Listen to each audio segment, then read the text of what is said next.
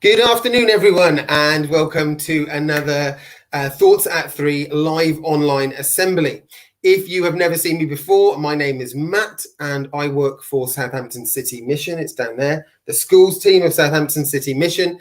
And we are part of serving the city serving the church as the church serves the city.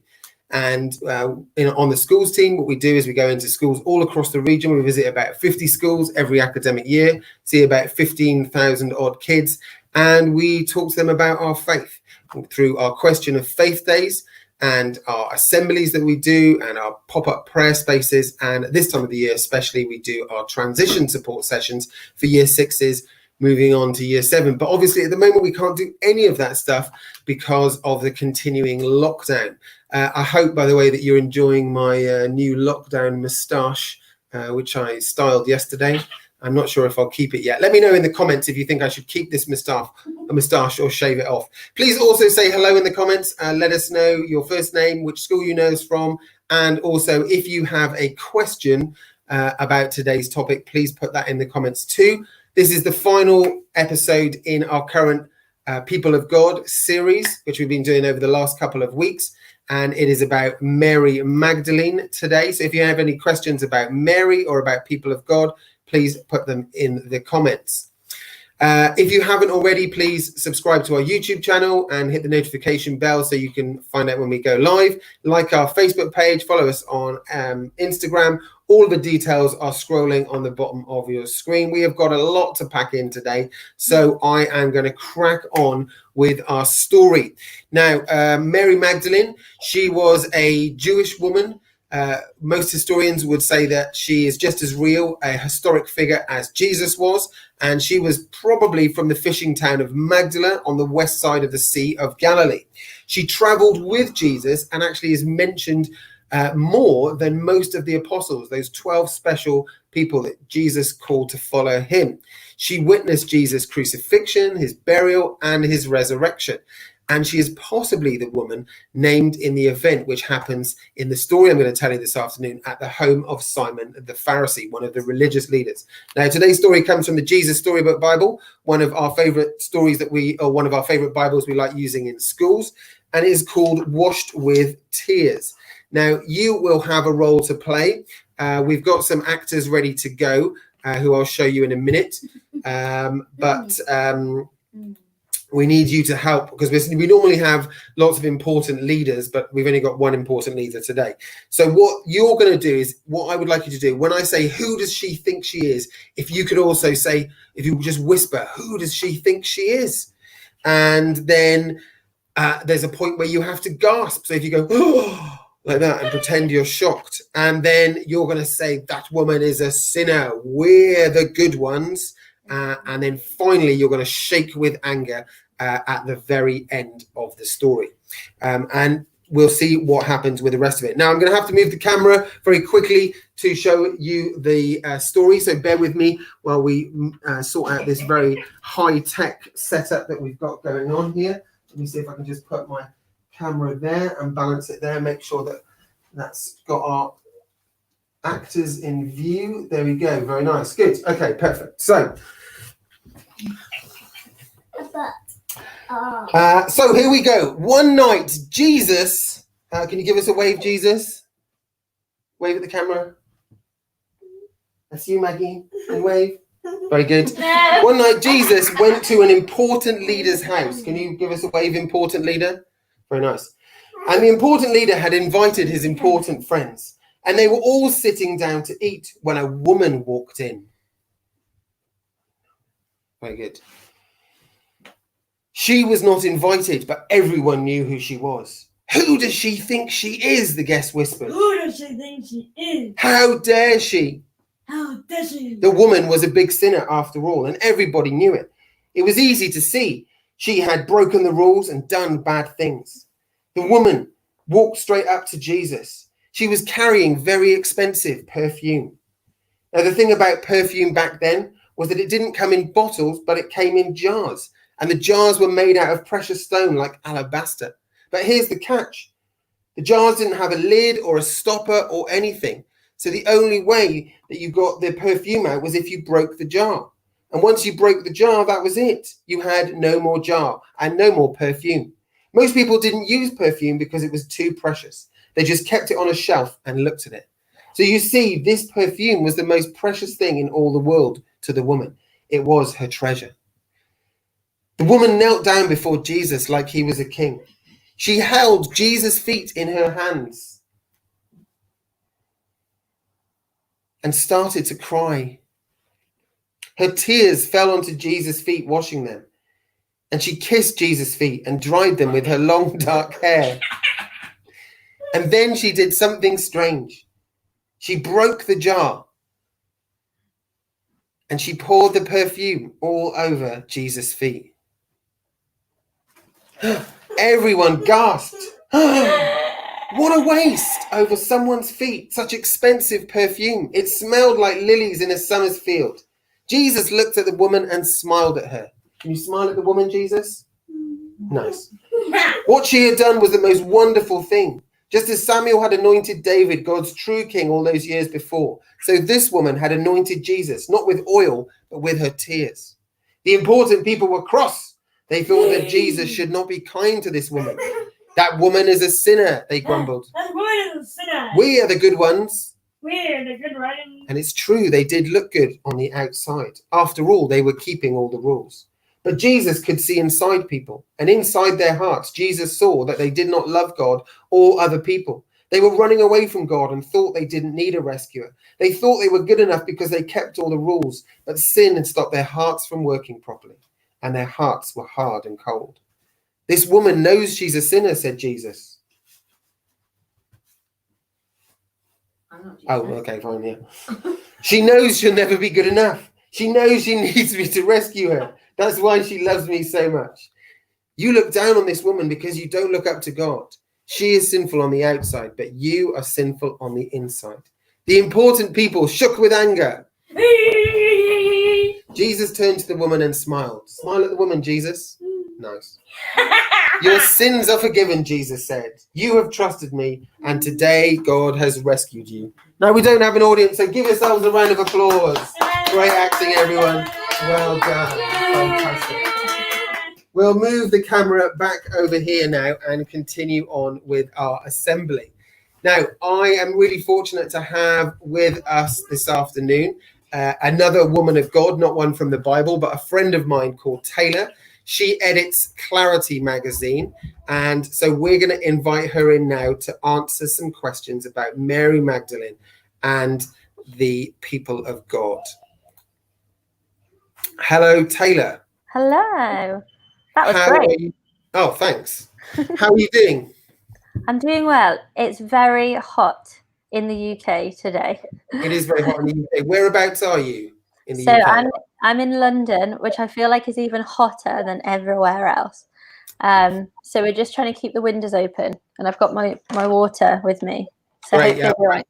Got some water too. Stay hydrated, everyone at home. Well, thank you so much for joining us this afternoon, Taylor. It's really great to have you with us. Please, could you tell us, first of all, a little bit about who you are and what you do? Yeah, so I'm Taylor.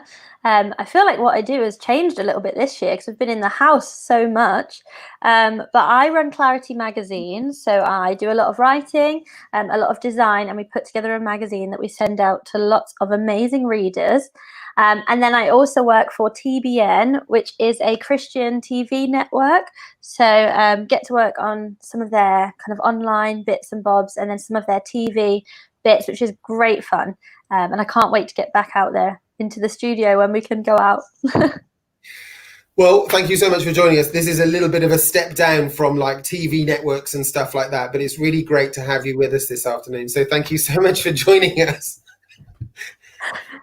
We've got some questions for you about Mary Magdalene and the People of God series that we're currently looking at right now. So you're happy to answer some questions for us, Taylor? Yep, I'll do my best. Brilliant. So first of all, the first frequently asked question we get when we go into schools, from the story we just heard about the lady who poured the oil over Jesus' feet, who we think might be Mary Magdalene. There's some debate over whether it is or isn't. I like to think it is. She was treated like she did not belong anywhere. And so our first question is this: have you ever been treated like you don't belong?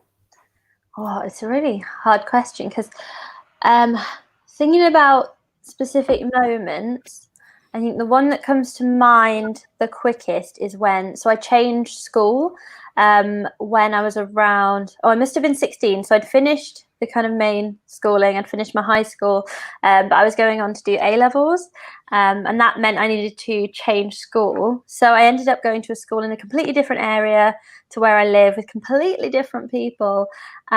And yeah, it was just very different. I felt like I was just completely different to a lot of the people there. I didn't really look the same as them. I didn't really have the same experiences as them. And there were just a few moments where people would say things, or maybe just make guesses about me that they didn't really know me, but they'd just make guesses about my character. Sure. And that stood out. But actually, I think more often, I feel like sometimes I feel like I don't belong in a situation, not because of anything that anybody does. It's not that somebody says something mean or somebody does something, but sometimes, you can walk into a room or be part of a group, and this has happened to me a few times, where maybe they're from somewhere else, or maybe they know a lot more than me. So I've been in rooms with leaders of churches, amazing people, and been there to have conversations and just thought, these guys have read a lot of books. They know a lot more than me, and things like that. So I think I've just had to learn to have the confidence to listen and to learn, and then just be confident to say something if I feel like I have something good to say. So that's probably my answer. Great. That's a great answer. And I think it's really important as well, because I'm pretty sure you do have some great stuff to say, as do most people, but it's having that confidence to speak up when you're in those situations. And instead of I always think afterwards, oh, I should have said this, or I wish I'd been brave enough to say that. So yeah, great answer. So our next question, our next frequently asked question is this: why do you think in the story there that the leaders were so angry with Jesus? They were shaking with anger and they were just shouting at him really bad, and they were like that quite a lot of the time, actually, in the stories of Jesus. But why were the religious leaders, the leaders of God's people at the time, so angry with Jesus? Yeah, I think there's a few reasons why they were angry at Jesus. And I think actually we can sometimes feel like some of these reasons. And I think it sounds like I'm saying opposite things, but I feel like in some ways Jesus was doing similar things to them. He was coming into their environment. He was talking about God. He was saying that he was God. He was, hanging out with the religious people, and kind of teaching religious teachings, which was kind of their thing. So like they thought they were the best at that. They thought that they knew everything and that they were doing everything right. And now this new guy has come along, and is to be honest doing it better. He was doing it better, and he had more information. He knew more things about the topics that they thought they were experts at. So I think it's really hard, isn't it, when someone comes along and is good at something you're good at? That's almost harder to celebrate that person. Yeah. And I think they would have found it very hard for someone to come along and be the new religious teacher in that place. So I think that was really hard for them and made them very angry. But also I think Jesus was also very different to them. So he did things slightly differently. He would be friends with people that they would not be friends with. He would love people that maybe they would find it hard to love. And yeah, he was just teaching kind of slightly different things. And I don't think they were very happy with the idea that, all of the people they knew might start changing their behavior and start following him. So yeah, I think I can see why they might have felt a little bit angry at that time. Yeah, absolutely. That's a great answer. So we've got one more frequently asked question, but it would be great if anybody is watching live, and I can see that there are a few people watching live on Facebook and YouTube. If you would like to ask Taylor a question about Mary Magdalene or anything to do with people of God or the Christian faith at all, please do put that question in the comments so that we can ask that to Taylor. We're about to give her the final frequently asked question, so make sure you do it in the next minute or so. And hopefully we can ask that of Taylor before she has to go. So our final frequently asked question is this: why did the woman pour such precious oil all over Jesus' feet? We heard there in the story that she had this alabaster jar, and for a lot of people that was so valuable, so precious in that time. Why did she just come along and chuck it over Jesus' feet? Yeah, it's a bit strange, isn't it? Also, I loved your perfume, the like confetti. I need to get me some of that. That was great. Yeah, it doesn't actually smell very nice. It's just bits of foam, but it looks good. Okay, maybe I won't dip my feet in there. I think so. It's an interesting one because also I think you called her like the lady about who washed Jesus' feet with her tears as well. So there's a lot going on. I think while it is a strange situation, it's important to kind of note that it's not as strange as we might find it, right. Just because in that culture and where they were living and at that time, if someone was visiting your house, it was actually quite common to have your feet washed, right. Just as kind of a way of being polite, a way of welcoming and celebrating a guest, because often you'd be walking along and your feet would have got kind of dusty and mucky. So to wash someone's feet was normal, but what this lady did just seemed so out of the ordinary. Not only was she washing his feet with tears and then this expensive perfume, but the fact that it was so expensive is so just out of the ordinary.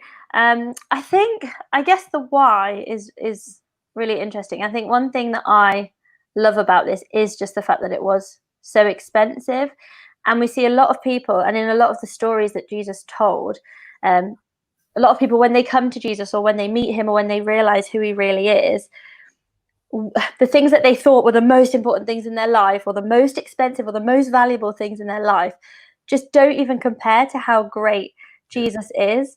And she was willing to kind of pour what would have been worth so much money to her over Jesus's feet to almost, it makes a statement, doesn't it, about how important Jesus is to her.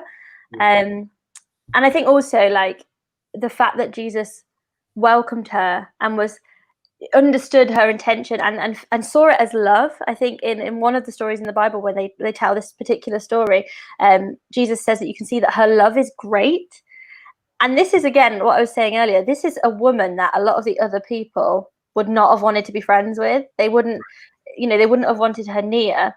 But this moment where she gives the biggest gift and Jesus receives it like a friend and just with so much love is just so special. And I think that was part of the reason she would gift him with that. And then also Jesus goes on to say that there's a picture of preparing him for his burial. So Jesus was going to go on to die, and actually in that time people would prepare animals and different things with oil ahead of that sort of thing. So that's a whole other story that I think takes quite a lot of time. But yeah, I think there's a lot of different pictures going on. But I think one thing that's really important to me is just seeing that relationship and that friendship, and her saying, Jesus, you are worth so much to me. Yeah. Great. That's a fantastic answer. Now, we know that you are the editor at Clarity magazine. That's how I knew you. I didn't know that you'd got super famous and you're now on TBN and stuff like that. But we know that you're the editor at Clarity magazine. Give you a quick plug. You can follow Clarity on Instagram at Clarity Mag UK. But one of the questions, I mentioned that only because one of the questions that we've got coming in here says this.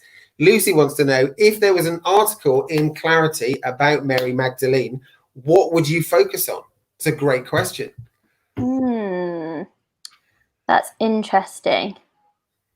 I think, so I do love this story. I think for Clarity, I'd probably focus on faith, because it says in that story, Jesus actually says that her faith saves her and her love.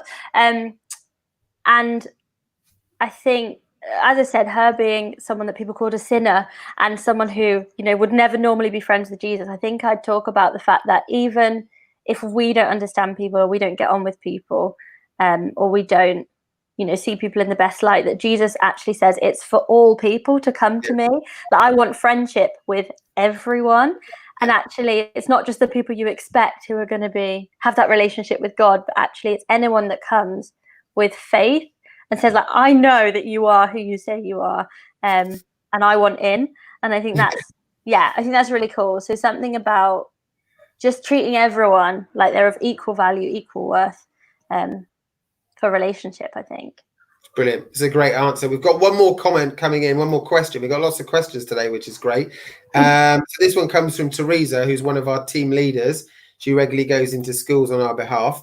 She says, what do you think you would do if you met Jesus at a dinner party? I'm guessing you wouldn't pour loads of expensive oil over his feet. I don't know. What would you do if you met Jesus at a dinner party? Okay, so my friends often will laugh at me or with me because I love to talk about food. So my husband as well, he'll laugh many times a day because all I talk about is food. I love food. I love food from different countries. So I think if I met Jesus at a dinner party, bearing in mind that Jesus is God, and so he made all of this food, I think I'd just talk his ear off about food and why he chose flavors and what food I should put with what food, what I should put on my plate. And just, I'd probably just say thank you a million times for creating an amazing dinner. So that's probably what would happen. That's great. That's a great answer. Yeah, I don't know how I would answer that question, actually. That's a good one. Good. Well, thank you so much for being with us this afternoon, Taylor. We really appreciate your time in this heat. Once again, if you do want to check out Clarity, you can look at Clarity Mag UK on Instagram. And when's the next issue coming out, Taylor? Oh, a little while now. So we've just had the spring summer, so it will be coming out in autumn. Okay. Yeah. But the spring summer is kind of still current for now, right? Yeah, it's going out. We're working on quite a few things online as well, so a lot of videos and stuff. Thanks for telling everyone. That's quite nice. No, not at all. Not at all. So before we go, I just want to give you one more opportunity, maybe just a minute. Tell us anything that you think we haven't covered with the story of Mary or the people of God. You've got 1 minute to tell us what you think is the most important thing that all of our viewers, those guys watching live now, and the hundreds of people we know who watch after we've recorded live as well, what is it that they should know? Especially, actually, the current year 6s who are going to be going to year 7 in September, and everyone in this funny season at the moment who will all be moving on to the next stage.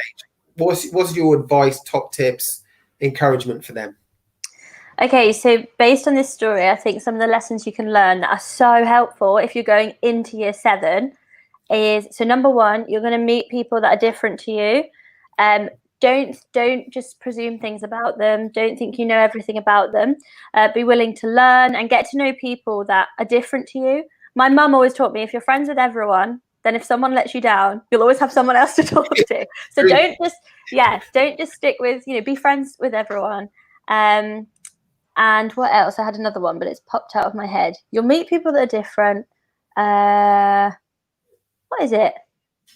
Oh, I don't know. I'm still thinking about food and this story. You go around for dinner. Okay. Maybe, invite them around for dinner. We'll come back to you afterwards. If you remember, pop it in the comments of the video so everyone can see. But I love that. Be friends with everyone. I think that's great because Jesus was friends with everybody. So why not? It's a good answer. Thank you so much again for joining us, Taylor. We will see you soon. Hope the heat cools down a little bit for you in London. We see you next. Okay. See you soon. Bye. Bye. Thanks, Taylor. Fantastic. We had some lovely comments there. So Teresa saying, thank you, Taylor. And Rebecca saying, love all your answers, Taylor. Thank you so much. All it leaves me to do for the end of this week now is just to say a prayer to wrap up our last online assembly of the week. So if you want to say amen at the end of this prayer, then you can. Amen just means I agree. And so if you'd like to agree, if you'd like to make it your prayer, you can say amen. If you don't want to, that's fine. Whether you pray or not, whatever you believe, we can all take time to think and reflect. Have a think about some of the things that Taylor said there and some of the things from the story about the differences between people, maybe about whether we treat others in different ways, about being everyone's friend, or as Jesus said, loving your neighbor as you love yourself. Keep those things in your head just for a moment while I pray. Dear God, thank you for people like Mary Magdalene, who show us that your grace and forgiveness and love are for everyone in the world, regardless of the country we're from, the language we speak, whatever color our skin is, no matter how old or young, rich or poor, educated or not. Jesus came to break all social barriers and welcome anyone who would believe in him into the kingdom that he is the King of. May we be like your son, Jesus, to the people around us, not just our family and our friends, but those who have also been excluded or discounted or looked down on by others. Please help us to realize how much we have been loved so that we can show that same love in all the ways that we think and act and speak. If you'd like to say that you agree with that prayer, then you can say Amen. Now, just to let you know that we will be back next week. Next week, Wednesday, should have been transfer day for all the year sixes. Obviously, things are very different this year, but we are starting to kick off in earnest now our transition support. We're doing some live webinars with year six bubbles in a couple of schools. So if you'd like to be involved in one of those, talk to your teachers and see if they can get in contact with us to sort that out. But all week next week, every single one of our Thoughts at 3 online assemblies next week will be about moving on. We're doing fears on Monday. We're doing hopes on Wednesday. We're doing change on Wednesday. Then we've got a magic special on Thursday. And we've got a craft special on Friday. But every single one will be about moving on. Starting with Ellie on Monday, who will be doing Thoughts at 3 on fears at 3 o'clock. That's Monday, the 29th of June. She will be doing that assembly. So until next week, we hope you have a fantastic weekend. Enjoy the sun, but make sure to stay hydrated, stay safe. God bless, and we will see you next week. Bye-bye.